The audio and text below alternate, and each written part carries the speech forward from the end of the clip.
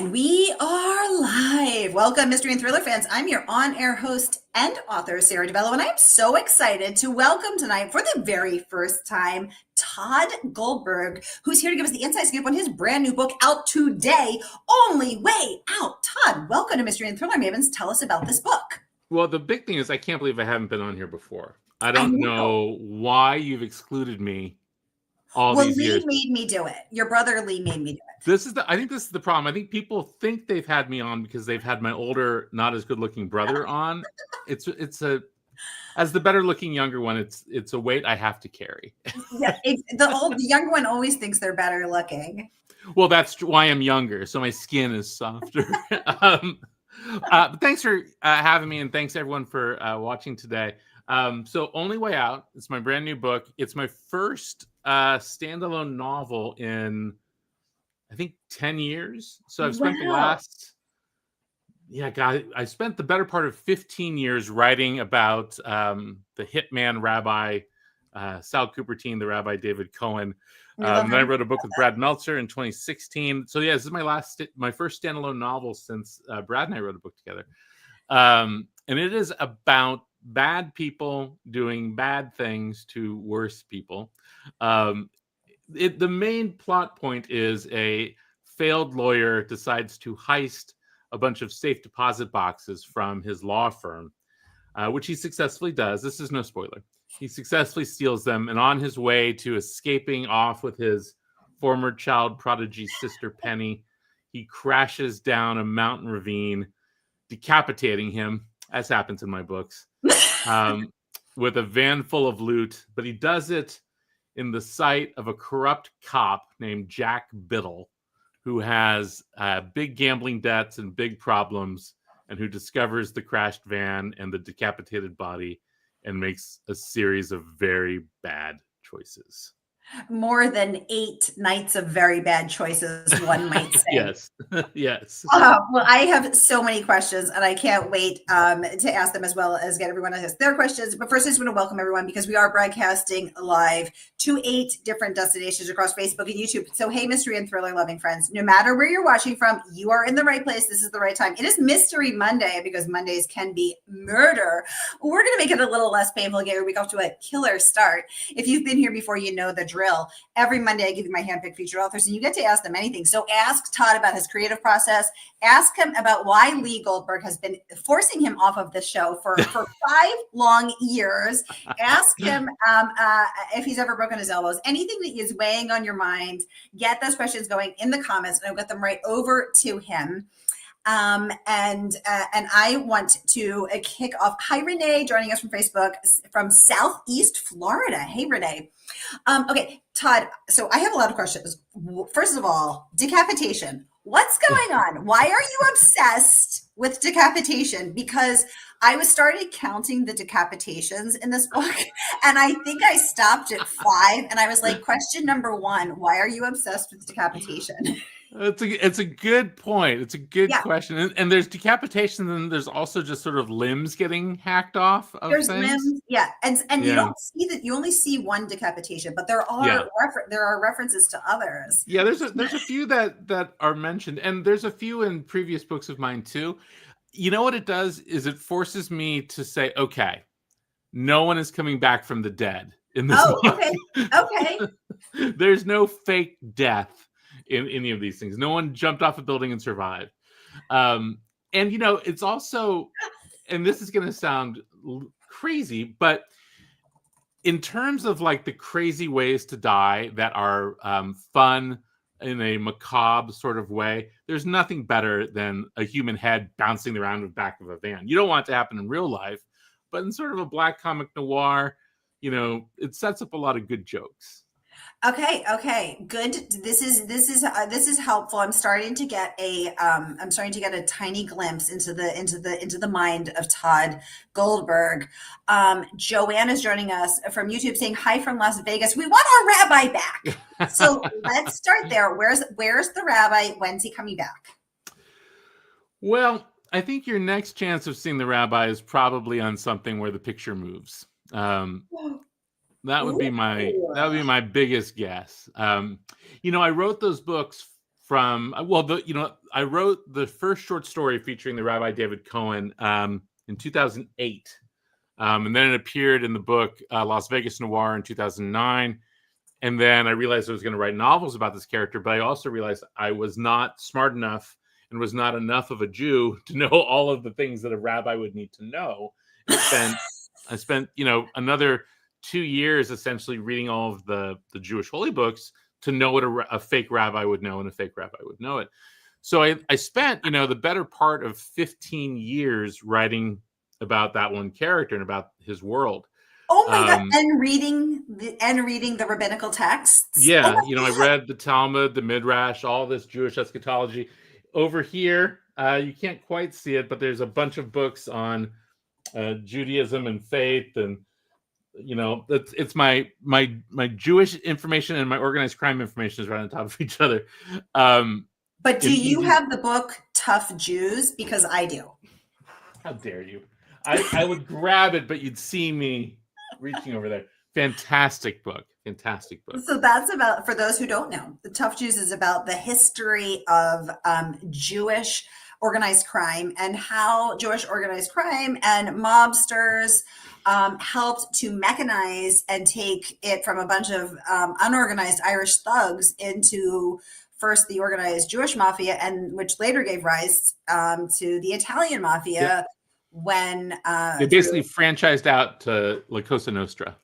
Yeah, and Legs Diamond and all those good guys. Okay. So back to Joanne's question. Yes. The Rabbi David Cohen first appeared in 2008. You then spent the next 15 years reading rabbinical texts, educating yourself to be able to accurately portray Rabbi Cohen. Yeah.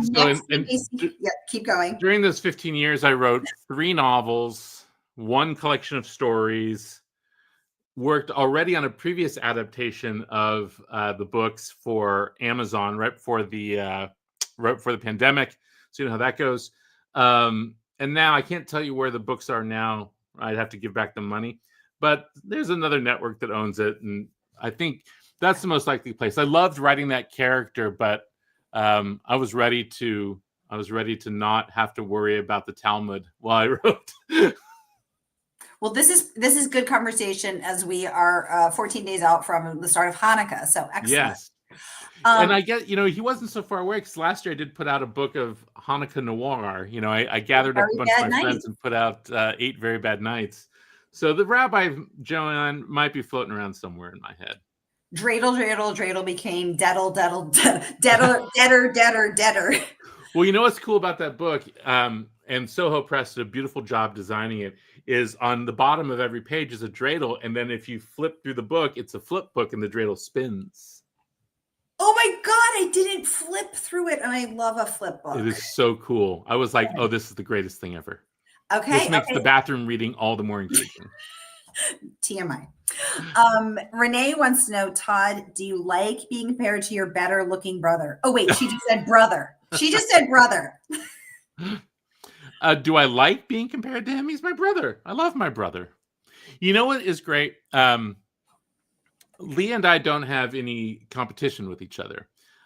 Lee is 9 years older than me. And he had, by the time I was even thinking about becoming a professional author or writer for that matter, he had already published several books and was writing on television. He'd done a lot of great stuff. And he gave me extraordinary lessons to be a professional author. The biggest one that he imparted to me was, don't be an author, be a writer.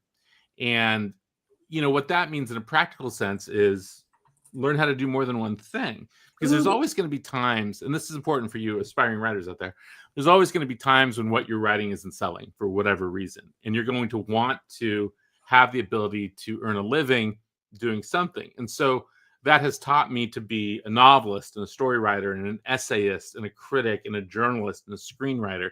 I'm not much of a poet because I couldn't handle the angst. But everything else I can do pretty well. You're like, what rhymes with dreidel? This is very good advice. I was terrified for one brief moment that you were going to say, he gave me very good advice, which was not to be a writer, because he wanted to be a writer. No, our whole family, it's either writers, lawyers, or people in the furniture business. So our Well, mother was a society columnist, and she wrote self-help books about divorce because she'd done it a lot. Our dad was a TV news journalist. My grandmother was a journalist. My uncle is a writer. My cousin is a writer. So it really is the family business. Even my two sisters have written books together on art and inspiration. So the notion that being a writer was somehow unattainable was never something that was ever discussed. Like, oh, you want to be a writer? Go be a writer. Well, I think what's interesting is that I thought for instance I thought you were going to say Lee was going to be like, no, it's my stage, but that's I love knowing that, and I actually didn't know that your mom was a society column, and I think that's really great advice that he gave you. It was fantastic advice. Yeah. You know what? I remember there was a turning point though, and I don't know if he was happy about this. Saying, wow was right. Yeah, this is cool. Well, is right. There was a turning point in my career where Lee started to be mentioned as my brother versus the other way around, and I think that bothered him. Yeah. Also, yeah, exactly. And then there's also another Lee Goldberg, and he doesn't like Lee Matthew. Yeah, Lee Matthew, and yeah. So I will. Whenever I see Lee Matthew, I'll take a selfie and text it to Lee and say, "Oh, I'm with your twin." He doesn't like that, but I keep doing it. Smart. Oh my God. Yeah. I find that it's best to enrage him at all times. Margaret, welcome to the conversation. Joining us from Portland, Oregon, saying hi, Todd. Hi, Sarah. Hi. And oh my God. Yes. Okay. Robin is joining us from snowy Coeur d'Alene, Idaho. I'm trying to say Idaho with a French accent. It's not working. I could use some snow right now that we're past Thanksgiving. Okay, back to what you said, decapitation. It removes all possibility of the person coming back. Have you experienced people coming back from the dead? Renee wants to know.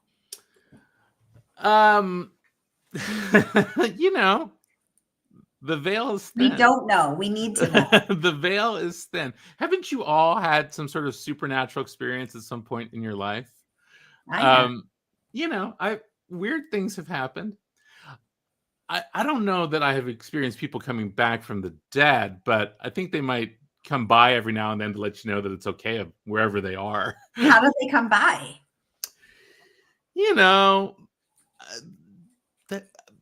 I think the first time anything sort of supernatural ever happened to me, I used to.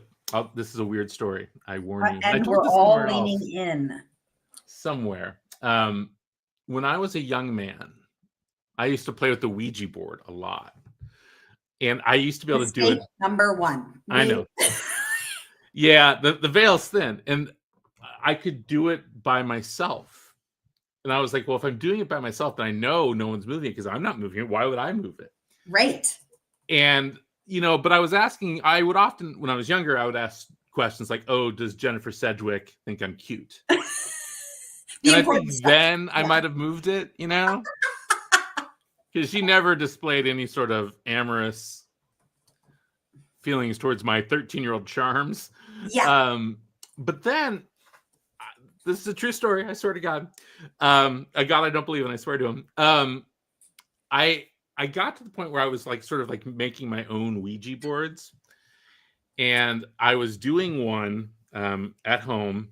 And I said, how do I know that you are real? Yeah. And it said phone. And as soon as it spelled out phone, my phone rang. And I was like, and it picked up, no one there. Oh my God. And this was, you got to put this in context. This is 1985, so it's not like someone heard me and I was on the cell phone. We had one phone. So there was that. And that freaked me out. But not enough that a few years later, I was playing with a Ouija board again. And this is the scary, true, horrifying bit. It kept spelling out, call my wife, tell her that I love her. Call my wife, tell her that I love her. And so it gave me a number, and I was like, screw it. And I was at work, which had free long distance, because the number was a 213 number. And I was wait, he gave you the number? Yes, spelled out the number. So I call this number. I remember the person's name. It was David Lopez. And I called, and a woman answered the phone, and I said, "This is going to sound crazy, but I'm playing with the Ouija board, and it's telling me to call you and tell you that your husband loves you." Oh, And this my woman says, God. "I don't know who you are or who your friends are, but stop this. This is cruel. My husband is dead." And hung up on me. Oh my God, Todd, this is crazy. And that was the last time I touched that. You should be touching it every day because clearly No. you've got a direct line. I don't want. I would too often use it for sports betting. I can't do it. Tod Goldberg, we're gonna hang out and do the Ouija board together. It's happening. Make me a Ouija board for Hanukkah and send it over here. The veil is thin, Sarah. That's all I'm Oh saying. my God. Okay. This is a crazy. All right. Okay. Well, hold on. In my Goldberg scorecard, we're going to give Todd 10 points for that. And Todd is now taking the lead. Lee is falling by the wayside. Oh my God. Everyone's thanks for all the hearts, you guys. Oh my God. Oh my God. Okay. This is crazy. I'm going to be processing that and get back to it. Meanwhile, I want to talk about an only way out. Okay, so I noticed when you were talking about your family, you said your sister, we're talking about family of writers, lawyers, and furniture makers.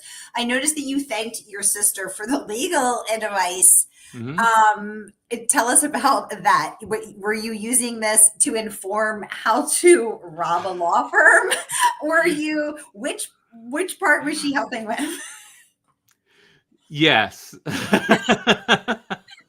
Okay. Yes.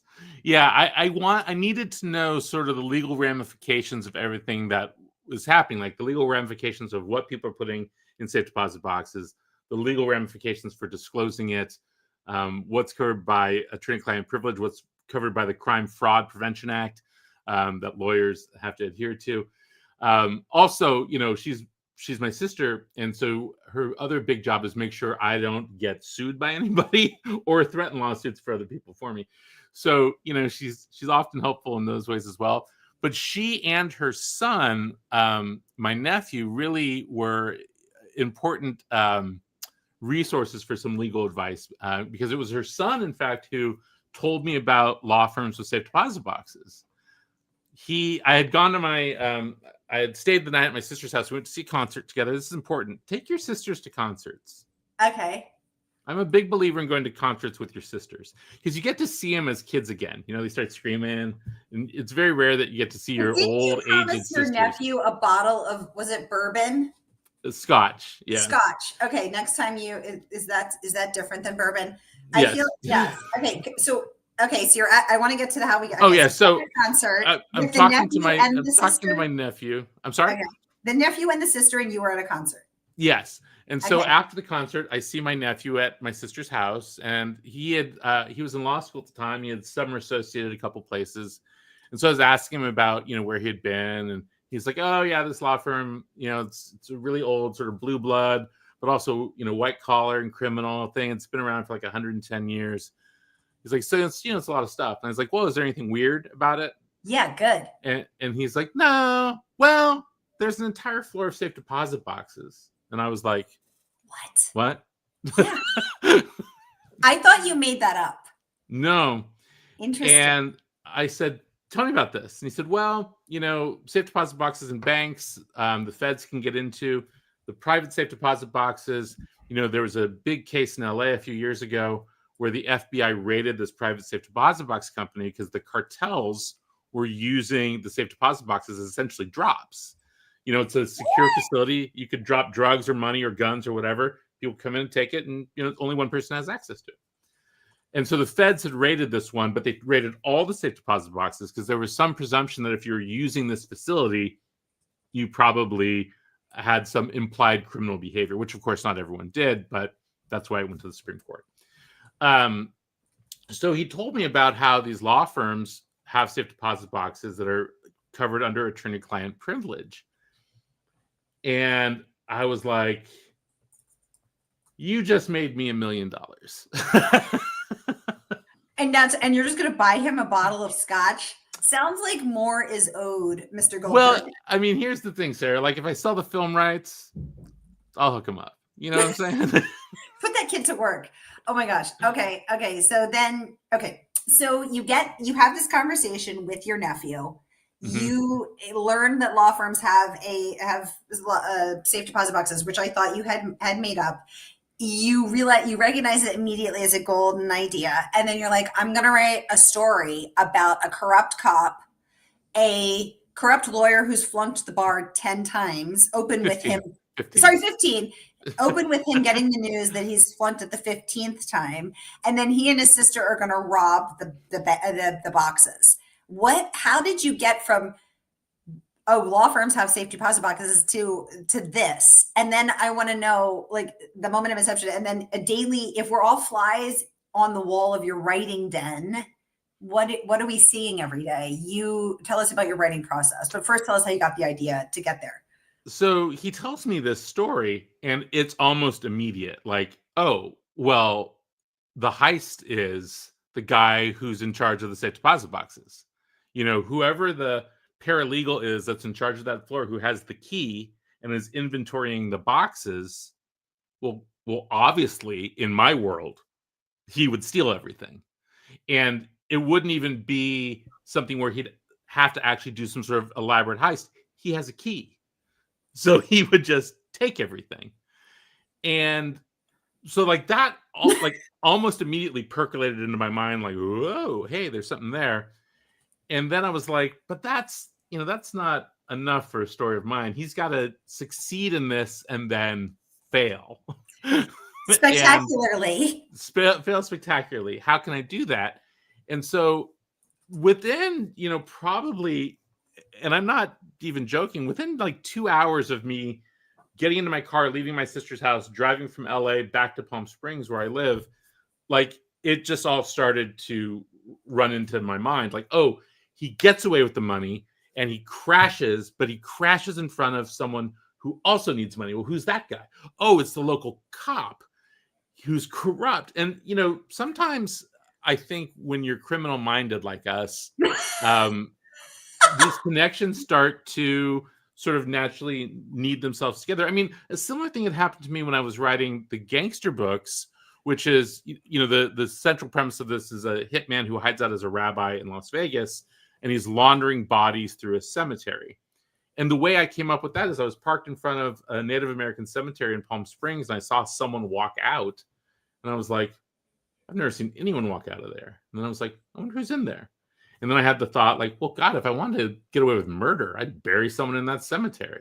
And then it was like, oh. So sometimes the muse shows up, and does cool stuff for you. So like this notion of, the accident that happens and the stealing of the money, that all came very, very quickly to me. Okay. What took more time was what was going to happen next, which is, there's this sister who's this former child prodigy, because I'm fascinated by child prodigies. They never turn out. The IQ of 216 who goes to MIT. Yeah, at 15 years old. She goes to MIT at 15 years old. And so I wanted to really write about the two smartest people to come out of a dying resort town. This child prodigy and her Harvard-educated older brother, both of whom are sort of beautiful losers. Oh. And that took a while to show up for me, a couple weeks. But once I sort of knew what that was, the story arrived pretty quickly, almost fully formed in my head. But what I'll tell you is the writing process for this was different than all my previous writing processes. Because you wrote this not in your office. Because I did not write this in my office. My lovely wife, who this story has a happy ending, so don't anyone get sad. Right when I started to write this book, my wife got diagnosed with breast cancer, which was a long and terrible year of her life. And the wonderful benefit of the job that I have is I got to be there for it and be there every day for it.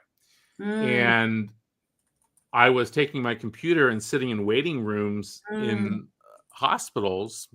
First my wife had the surgery, and then she had the chemotherapy, and then she had the radiation every day for, months. And so every day I was in there with that computer writing in those waiting rooms. And and then, just sort of sitting in our bedroom while she slept and writing on the little sofa in our bedroom. So it was a different sort of experience for me. But it also ended up being inspiring in two specific ways. The first and most obvious way is that I was trying to escape from my own life when I was in those places. And to be able to give myself a life I could control on the page where I'm in charge. I make the rules. And people that deserve to be sick get sick. People that don't deserve to be sick don't get sick. And I got to be in charge of all of that. And I got to imagine a world where chaos gets righted in the end. And deal with my anxiety and fear and all of that stuff through Black comedy, So that was one side of it. The other side is, sitting in these waiting rooms at Eisenhower Medical Center in Rancho Mirage, which is a beautiful hospital and where my lovely wife got amazing care. Every single waiting room had a shelf of books in it. Every single one of them. And it was really a lesson to me in the value of what it is that we do. Ooh. I would sit there and I'd see someone take one of the books off the shelf. And, oftentimes it's like books by my friends. I can't tell you how many times I saw people taking a Sean Cosby book off of a shelf and reading it. And me thinking like, oh, he's very nice. You should. But it was often. But they would take that book off the shelf and they would read it for 15 minutes until they got called into their appointment or until the person they were picking up was ready to go, and they'd put that book back on the shelf. And it just reminded me that, what we do is a time machine. We can make people escape from reality for 5 minutes, 10 minutes, 2 hours, however long it might be.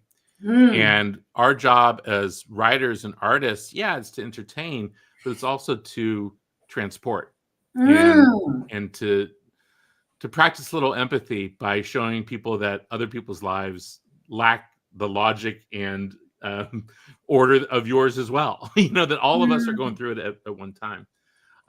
So it was a really different process. The process where it became normal again was after my wife got out of radiation, which was on Halloween of 2024.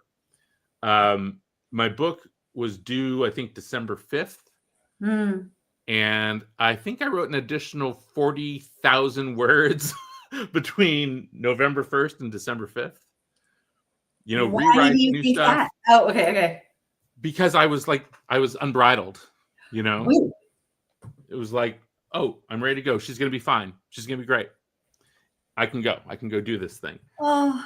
And, it really just goes to show that as writers, we often put up our own roadblocks, And so now I tell my students, like, hey, I don't want to hear you can't make your deadline. I wrote this book in the cancer center at the Lucy Kersey Center in Rancho Mirage. You can surely go home on a Friday night and write. Oh, Todd, I love that. Because I also noticed that you thanked the wonderful staff at that hospital. I did, yeah. For taking such good care of your wife, which I thought was really lovely. And then you also said you acknowledged that not everyone is lucky enough to access care like that. And you said we must do more to assure that everyone the level of care that my wife was lucky to receive. And I thought that was really lovely too. Not just to honor this wonderful staff who cared for your wife and brought her back to you and your family, but also to acknowledge that not everyone has that in this country. I'm very lucky. The wonderful thing about my life is I have two jobs that I love. I'm a professional writer and I am a professor at the University of California. And being a professor at the University of California has given me the most amazing health care I could ever ask for. But it shouldn't be predicated on the job that I have. I shouldn't get more because of where I work. Yeah, it's silly. It's exactly right. Robin, welcome, saying, I am going to remember to lock my generic white van so no one tosses body parts inside, but they might have trouble finding any room. Ooh. Robin, you're in the right place. That's sending a chill down my spine. I'm going to look out for you, lady. I love that because actually a van plays a very important part in Tod's book. Tod, this is a multi-point of view book. We have Robert, the brother. We have Penny, the sister. We have Jack Biddle, the crooked cop. And then we see these people through their own eyes and through the eyes of the other. We see what Penny thinks of herself, and we see what Jack thinks of her, and what and Nathan. And we have Nathan Diamond. We see what Nathan thinks of her. Mitch, we see, I really like Mitch that. Diamond. Mitch. Yeah. One thing that I think about is so first of all, I wanted to ask, which of these characters do you feel was easier for you to write? Did you pull? Do each of them have parts of Tod Goldberg? Do we have a foot of Tod Goldberg in one? Do we have a body part? Do we have a brain in another? Or are you none of these people? Were some harder for you to write? Tell us about these different characters. Well, I'm a little bit of all of them because it turns out I created all of them. So, that was you? Okay. Yeah. So each of them, has some aspect of me.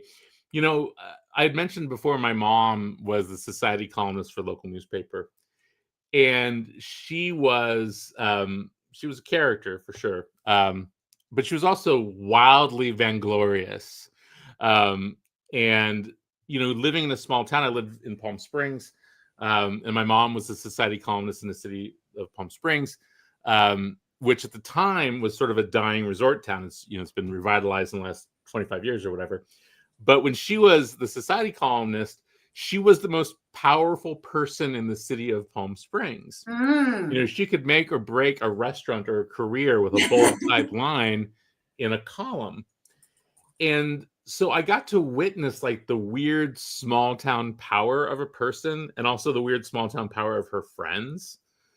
And so there's a lot of my mom in the Jack Biddle character, who is the chief of police in a small town, and who envisions, that they're going to rename mountains after him. Biddle Mountain. Yeah.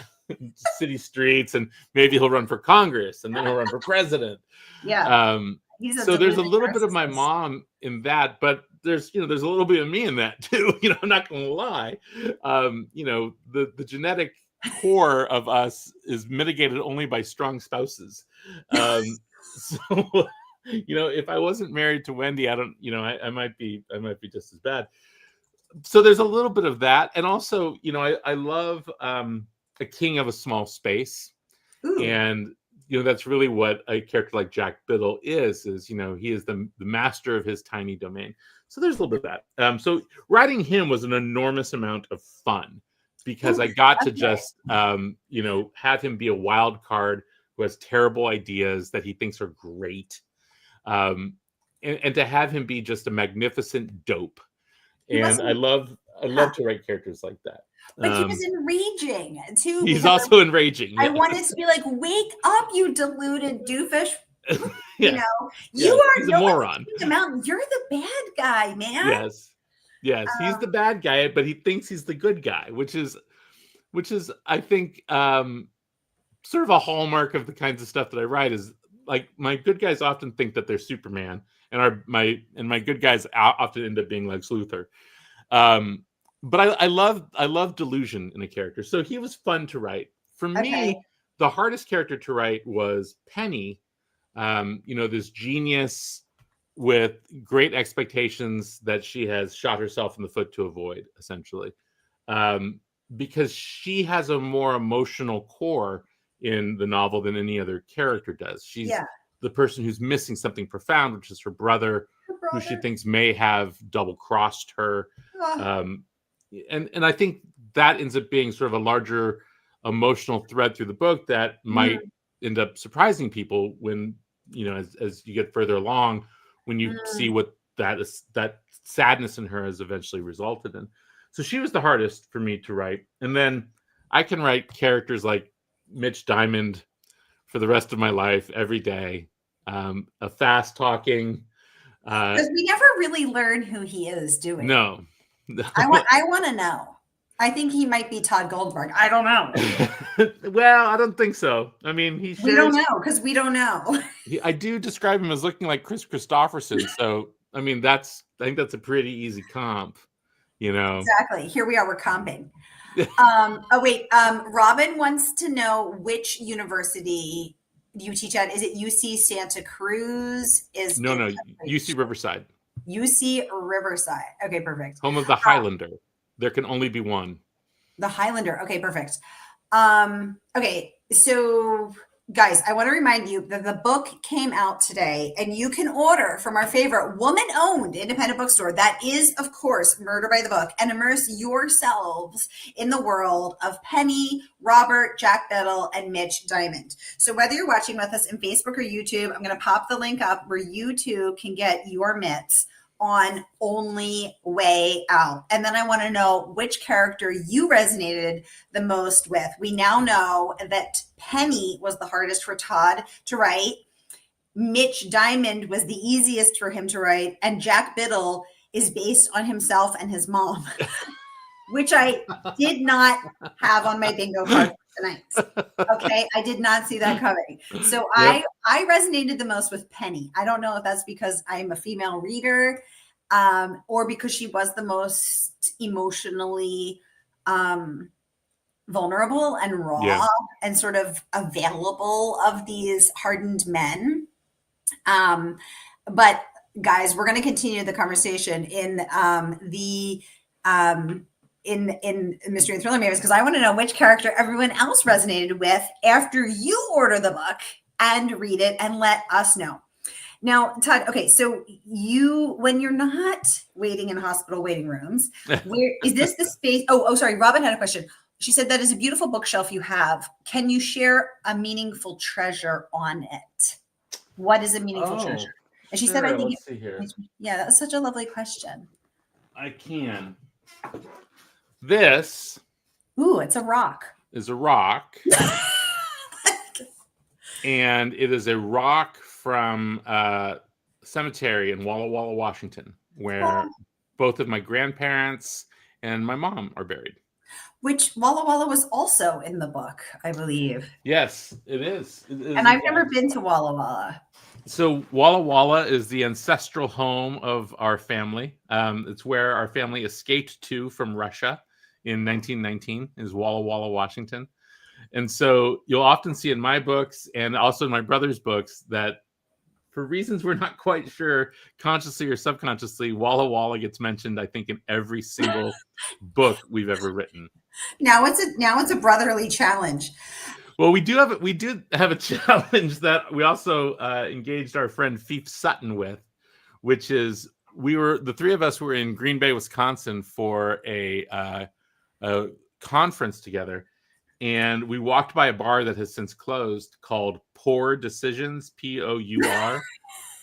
And I was like, that is the greatest name of a bar I have ever seen. That's good. And so I was like, we should all use Pour Decisions. And so I used Pour Decisions both in my book, The Low Desert, and then also in my book, Gangsters Don't Die. Pour Decisions shows up. It shows up in one of my brother's books. I can't remember which one. And I think Fief Sutton put it in an episode of what's that? What was his show? He had a show on Hallmark about two lawyers. I can't remember the title of it, but we all ended up using Pour Decisions in something. So if you're thinking you're freaking out and noticing similarities in people's work, it's just drunken conversations at conferences. That is hilarious and very good to know, because I also was noticing that in the acknowledgments you thanked Juliet Graves, and I was like, my friend Juliet, who was on for The Lost Boys of Santa Quionia when her book came out earlier, and I was also looking for how those things and Gabino Iglesias, and then one of the characters in the book was named Gabino, and I was like, okay, I'm going to start looking. Now I'm going to look for an Ivy, a Juliet, a Stephen Concoli. I'm going to just go through all the acknowledgments, and then I'm going to play match a name, because there's a lot. I think there's a lot there. Oh, Robin says, thank you for sharing your treasure with us. Yes. You're welcome. You went and placed that stone on your grandparents' grave, and then you took it home, or you just took the stone? No, I just took it from there. You always just leave Oh. one, but I thought I'd take one too because I don't get up to Walla Walla very often, so I wanted a little piece. Oh, I love that. You guys, Todd's books have earned so much praise, including from Stephen. Is it Concoli or Concoli? Yeah, Concoli. Okay, Concoli, who says this is an unapologetic, gripping view into criminal schemes gone bad, bad lives gone even worse, and sad lives redeemed. No beat is skipped. He got there. I put all of the reviews here in the comments so you can peruse them at your own. We also have some from Ivy Pochoda, who just won a Thriller of the Year award. We have Stephen Graham Jones, who says small time crime, big time stakes, and the twists and turns aren't only in the plot. Stephen Graham, I just read that one. And we have Publishers Weekly saying, with comic flair, shocking violence, and a capacity for surprise, this recalls the noir tinged films of the Coen brothers, which was kind of funny because you wrote Rabbi Cohen. Yeah, I did. Kirkus awarded you a starred review, which I think was particularly impressive because I believe the New York Times called them reliably cantankerous, but they're not cantankerous in this review. They say Goldberg does an uncanny job of keeping multiple plot elements in the air, shifting among unholy alliances of mobsters and do-gooders turned bad with cutting humor. And the reason I want to talk about this one is because this is a complicated plot. Not just because of the timelines, because we actually span 15 years, and the characters, but also how they're all interwoven in this very small town way. So do you plot that out on little Post-it notes? Do you have an Excel spreadsheet? Are you drawing a giant murder board? What's going on over there, Tod Goldberg? Hold on, let's see here. That's your outline. This is it. So when I'm working, I take a lot of notes and I write stuff down. So these are notes for another project I'm working on right now, a TV project I've been working on. But this is how I do it. Like, I have notes. This is a drawer at my desk, and then I shove them in here. And so the interesting thing though is they're sticky. These are sticky lined paper notes. So then let me just shove that back in there. Sarah, how do you manage this complicated plot? Todd grabs mangled wad of Post-it notes. I've got a good brain for keeping this stuff, which is good, but like I'm constantly writing notes. Okay. And I sometimes refer back to them. The thing that I think has always been helpful to me is, like, if I write it down, I remember it. Me too. And so I don't even need to really go back to it. It's just the act of doing it seals the deal. And it was the same when I was in school. You know, like, I could take notes. I'd never go back, but I remember from having actually taken the notes. I think the next book should include a reference to Walla Walla and references to Flipper, Monk, and sharing a bottle of scotch with your nephew, although Renee suggests that you should buy him a car. Todd, we're going to send this clip to the nephew. Todd, as both a New York Times bestselling author and as a writing professor, what are 3 pieces of advice that you give to writers who are just starting out? You know, that's a good question. And it typically costs about $65,000 to get the answer, but I will give it to you for free. That's what we like. And you'll get an honorary MFA from it. How about that? Oh my God, I'm really excited. The first thing is actually the advice that my brother gave me, which is don't be an author, be a writer. And the graduate school that I created, in fact, at UC Riverside is sort of created with that idea in mind. So every single person in my program has a major, but they also have to work in a secondary form, because I don't want you to go into your career without knowing how to do more than one thing. And I'm a really big believer in having lots of avenues into your story or into the emotion that you want to talk about. You know, a lot of times I'll have an emotion I want to explore, but it's not right for a book, you know? And so I'll write some 5,000 word, extraordinarily sad essay that will appear in a magazine, and people will send me letters for the rest of my life saying that they empathize with me. That happens sometimes. Okay. So having that ability, though, to process the things you want to process dramatically, emotionally, whatever it might be, it's not always going to be in the mode you choose initially. You might have to search for it. So number one, be a writer, not an author, or be a writer, not a screenwriter, be a writer, not a poet, be a writer, not a playwright. You know, have the ability to do several things. The second thing is actually a piece of advice that I got from Donald Westlake, the amazing crime writer Donald Westlake, who was an absolute hero of mine. He gave me this advice when he was still alive. That was helpful. I didn't have to go through the Ouija board. I want to say it was almost 20 years ago at this point. I think he died in 2008, so this was probably 2006 or so. I had done an event with him at the LA Times Festival of Books, and where I interviewed him, and he was great. And for inexplicable reasons, he took a shine to me, and which was so amazing. Like, you rarely want to meet your heroes; they'll disappoint you. Oh God! But he was absolutely not a disappointment. Absolutely, and that goes to another hero. Speaking of which, is that Daniel Woodrell, who passed away just a couple days ago. Absolute hero, and another hero who didn't disappoint me. He was kind to me when he didn't need to be. It was, that's always a mark of a real mensch. But anyway, back to Wesley. We spent this whole day together walking around this book festival, talking. And then later that night, in fact, we hooked up with my brother, and we spent the rest of the night talking about Hollywood stuff and screenplays. And it was like a lesson in the history of noir, which was so cool. Did Lee monopolize the conversation? It was amazing. Lee actually managed to be quiet for the first time in his life. So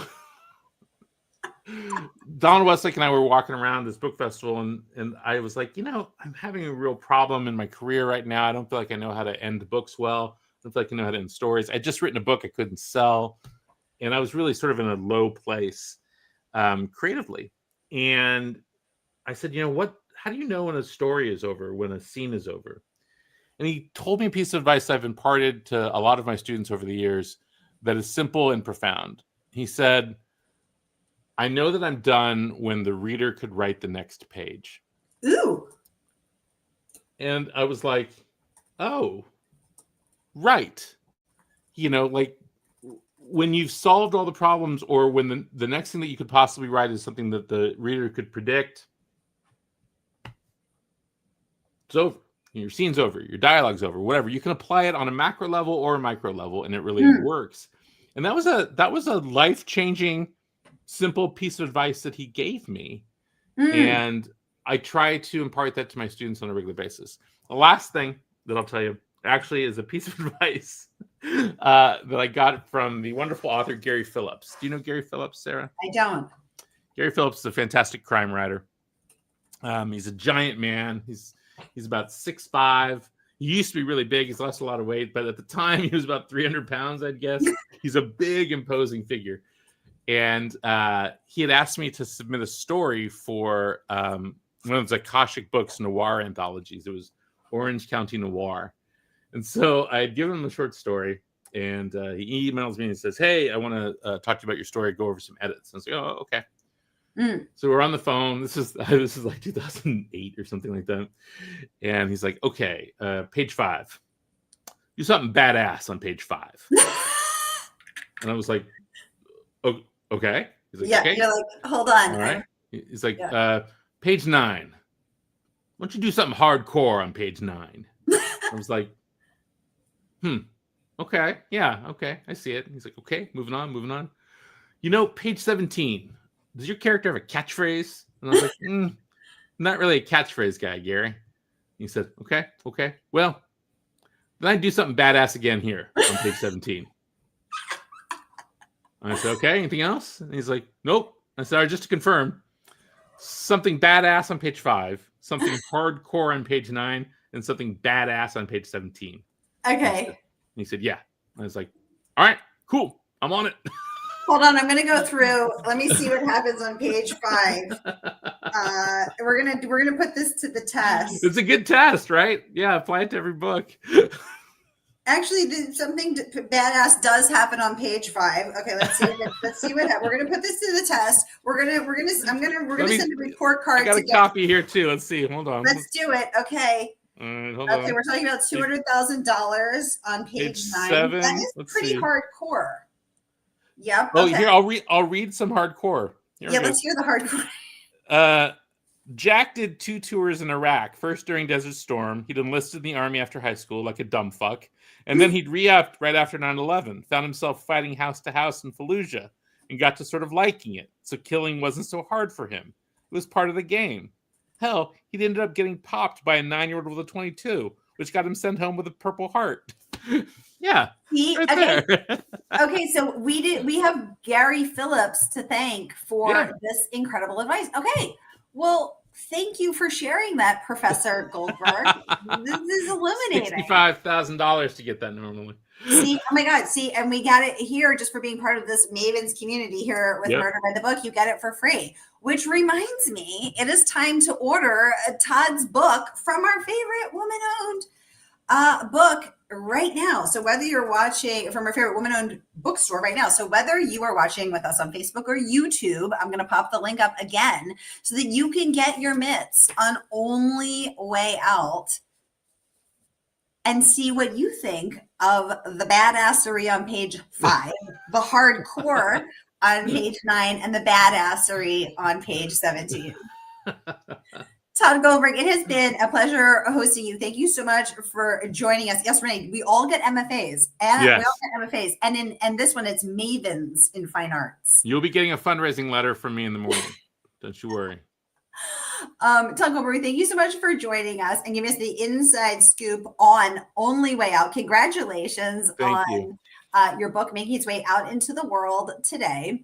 And Mavens, thank you for joining me and spending your Mystery Monday with us. I hope your week is off to a killer start, and may the days and the pages fly by. I will see you next Monday. Take very good care. Until then.